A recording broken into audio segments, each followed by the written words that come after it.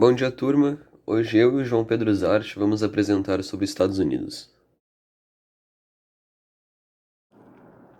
Política dos Estados Unidos. Eu vou falar sobre a Constituição, o Congresso, o Gabinete, Suprema Corte dos Estados Unidos, eleições e partidos políticos.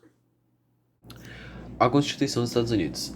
Ela é a lei suprema dos Estados Unidos, originalmente composta por 7 artigos, pela qual o governo federal está dividido em 3 ramos: o poder legislativo, que consiste no Congresso bicameral; o poder executivo, constituído pelo presidente e o vice-presidente; e o poder judiciário, que consiste no Supremo Tribunal e nos outros tribunais federais. O Congresso dos Estados Unidos é um órgão legislativo bicameral do governo federal dos Estados Unidos, sendo composto por duas câmaras legislativas, o Senado e a Câmara dos Representantes. A Constituição dos Estados Unidos coloca todos os poderes legislativos do governo federal no Congresso. Os poderes desta estão limitados ao enumerados na Constituição norte-americana. Os poderes enumerados do Congresso incluem criar impostos, estabelecer cortes federais inferiores à Suprema Corte, manutenção das Forças Armadas e a habilidade de declarar guerra, manter o bem-estar geral do povo, assim como o poder de fazer empréstimos. A Suprema Corte dos Estados Unidos. A Suprema Corte é o mais alto tribunal federal dos Estados Unidos, ou seja, possui autoridade jurídica suprema dentro do país, para interpretar e decidir questões quanto à lei federal, incluindo a Constituição. A Suprema Corte é o único tribunal requerido pela Constituição norte-americana. Todos os outros tribunais federais são criados pelo Congresso dos Estados Unidos. Os juízes, atualmente 9, são escolhidos pelo presidente dos Estados Unidos e confirmados com um voto de maioria pelo Senado. Um destes 9 serve como chefe juiz. Os outros membros restantes são designados juízes associados. Eleições. Nos Estados Unidos há 2 tipos de eleições: a presidencial e a eleição de meio de mandato. As eleições presidenciais dos Estados Unidos decidem sobre o cargo do presidente e do vice-presidente dos Estados Unidos. As eleições de meio de mandato são as eleições realizadas 2 anos após cada eleição presidencial, ou seja, praticamente na metade do mandato do presidente dos Estados Unidos. As eleições de meio de mandato realizam-se a cada 4 anos, e a nível federal consistem no sufrágio de todas as 435 cadeiras com direito a voto na Câmara dos Representantes e 33 ou 34 cadeiras do Senado americano. Partidos políticos. Nos Estados Unidos nós temos 2 partidos políticos, os democratas e os republicanos. A política dos Estados Unidos no processo histórico a partir do século XIX. Eu vou falar sobre a Marcha para o Oeste, Revolução do Texas, Lei do Povoamento e a Guerra Civil Americana. Em 1783, a Inglaterra reconhece sua independência com o Tratado de Paris, onde garantiram o controle sobre a faixa de terras que se estendia na região dos Montes Apalaches ao rio Mississippi, iniciando assim a extensão territorial dos Estados Unidos em direção à costa do Pacífico. Esse processo de amplificação recebeu o nome de Marcha para o Oeste e ocorreu de 2 maneiras: pela maneira diplomática ou compra e pela guerra. A diplomática e a compra possibilitaram a aquisição da Louisiana, 1803, Flórida, 1819 e Alasca, 1867. A partir da guerra, os Estados Unidos conseguiram tomar territórios do México. Os americanos travaram conflitos contra os mexicanos por territórios que hoje correspondem a uma porção de estados americanos, como a Califórnia, Arizona, Novo México e etc. A rivalidade entre as duas nações iniciou-se com a Revolução do Texas, mais conhecida como Guerra Mexicano-Americana, finalizada com a assinatura do Tratado Guadalupe Hidalgo, que ratificava a vitória americana. Em 1860, Abraham Lincoln assinou a Lei do Povoamento.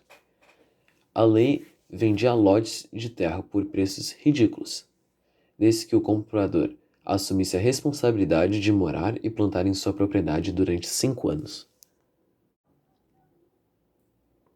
Abraham Lincoln acabou provocando a insatisfação dos sulistas, que se separaram da nação e fundaram os Estados Confederados da América. Com essa separação dos sulistas, veio a guerra. Ao fim da guerra, os sulistas derrotados, e além de serem reintegrados à União, foram obrigados a aceitar a abolição da escravatura em todo o território estadunidense, a partir da 13ª Emenda Constitucional. Tá, então, a economia dos Estados Unidos e os recursos naturais.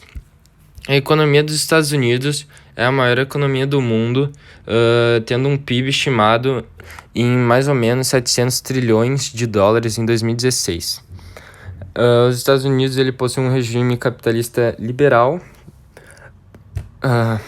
Atualmente, após o término da Guerra Fria e com a multipolarização das relações econômicas, o país ele tem como seus maiores concorrentes os países europeus e os países do bloco asiático, especialmente o Japão e a China.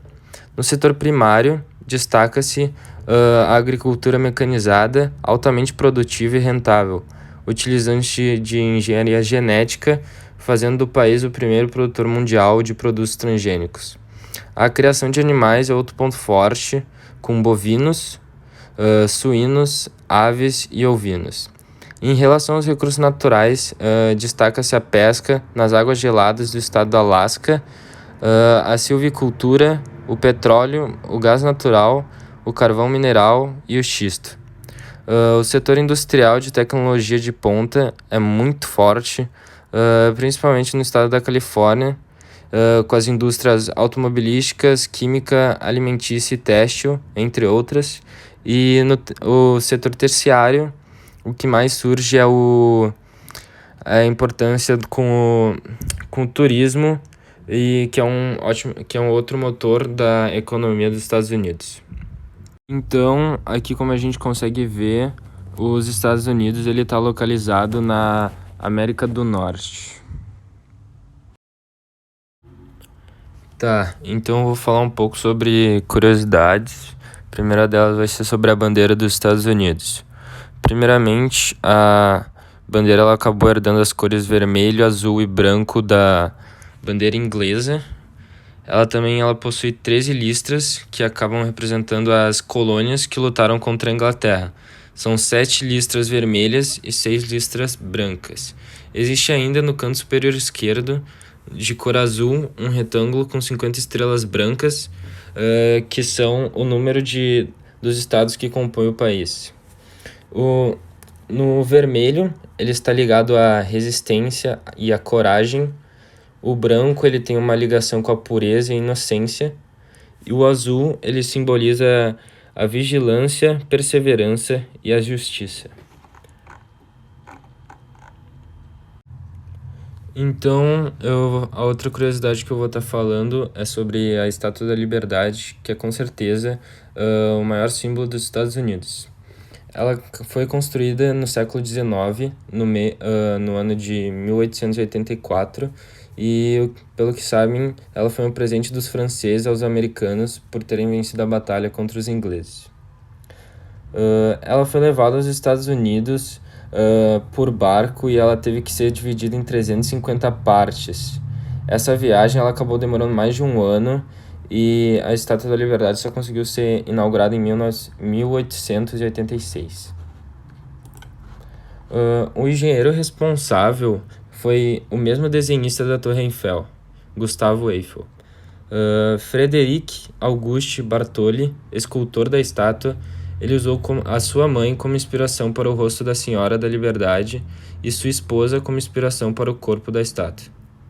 A estátua também era feita de cobre batido à mão, e a estátua tem 93 metros de altura e pesa cerca de 160 toneladas, e ela ocupa uma área de 49 mil metros quadrados.